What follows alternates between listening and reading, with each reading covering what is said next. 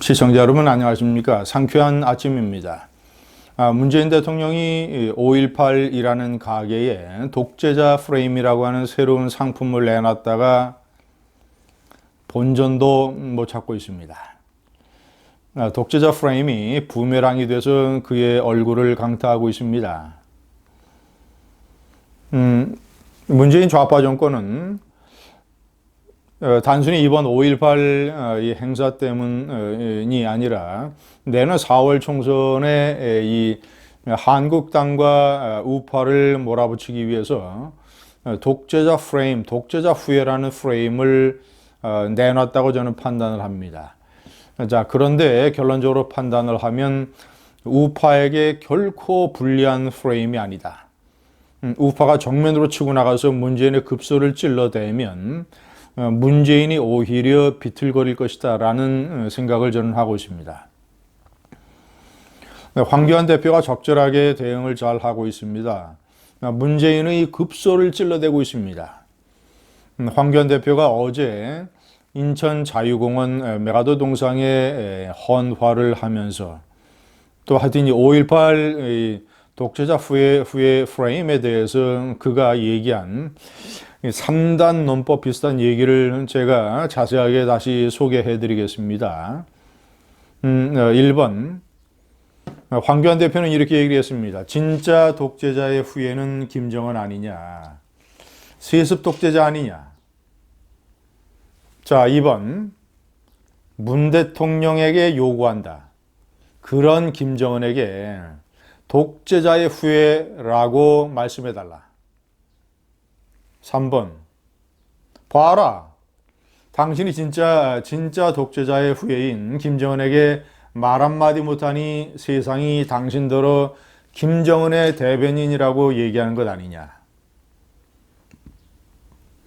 상당히 알아듣기 쉽고 아주 단순 명백한 논리의 3단 논법 비슷한 문재인의 급소 찌르기 부메랑 작전입니다.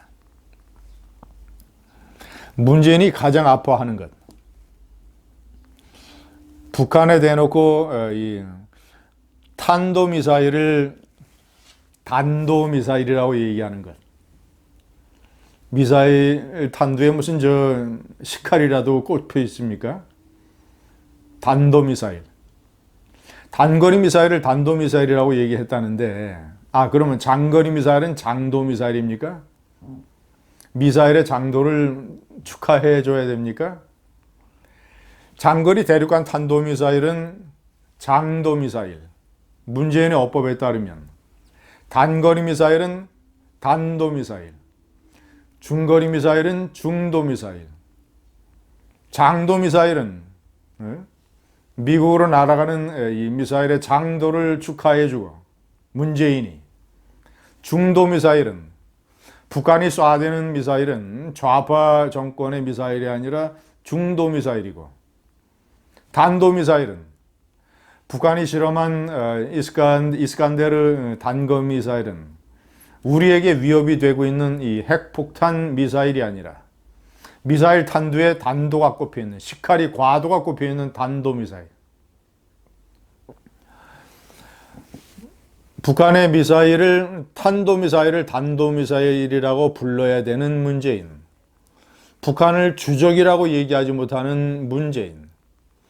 그 급소, 북한에 대해서 제대로 얘기하지 못하는 어벙벙한 문재인의 급소를 찌르는 말이 진짜 독재자인 후예인 김정은에게 세습 독재자의 후예라고 한번 얘기해봐라.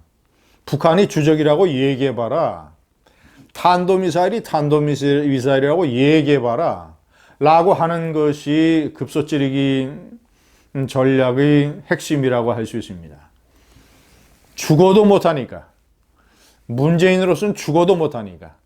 문재인이 만약에 탄도미사일을 탄도미사일이라고, 주적을 주적이라고 하고 독재자의 후예를 독재자의 후예라고 한다면 문재인의 정신적인 기반이 내부로부터 완전히 붕괴되어 버리니까, 그 자신이 정신해체적 멘붕 상태에 빠지니까, 이는 문재인으로서는 죽어다 깨나도 할 수 없는 일입니다. 봐라. 그러니까 세상이 당신들어 문재인 당신들어 김정은 세습 독재자의 수석 대변인이라고 얘기하지 않느냐. 월스트리트 저널과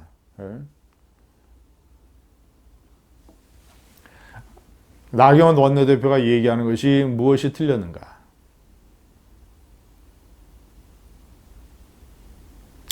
블룸버그 통신과 미국의 우파 언론이 얘기하는 대변인 표현이 뭐가 틀렸는가? 시청자 여러분, 내년 4월 총선에 이 좌파 이 독재자 프레임을 문재인 좌파 정권이 들고 나설 때 우파는 이 좌파 독재 프레임으로 강력하게 맞설 수가 있습니다. 왜냐? 이 독재의 일단 독재냐 아니냐를 가르는 첫 번째 기준이 언론 장악입니다. 언론 장악. 그리고 상대방에 대한 탄압. 세 번째, 법과 질서를 완전히 좌파 권력이 난도질하고 자기들 마음대로 휘두르는 것. 법과 질서의 아주 독선적이고 자의적인 집행. 이 세 가지가 독재냐 아니냐를 가르는 아주 중요한 기준이 되고 있습니다. 첫째, 언론. 우리는 이 좌파 독재를 규탄함에 있어서 이 언론이 완전히 장악이 돼서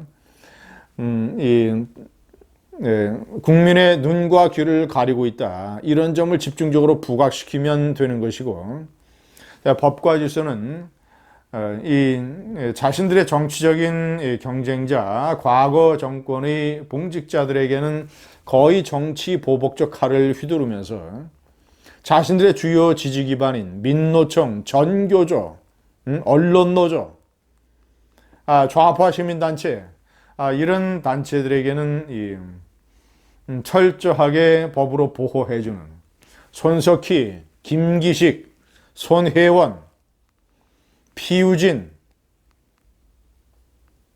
청와대의 조국, 조현옥,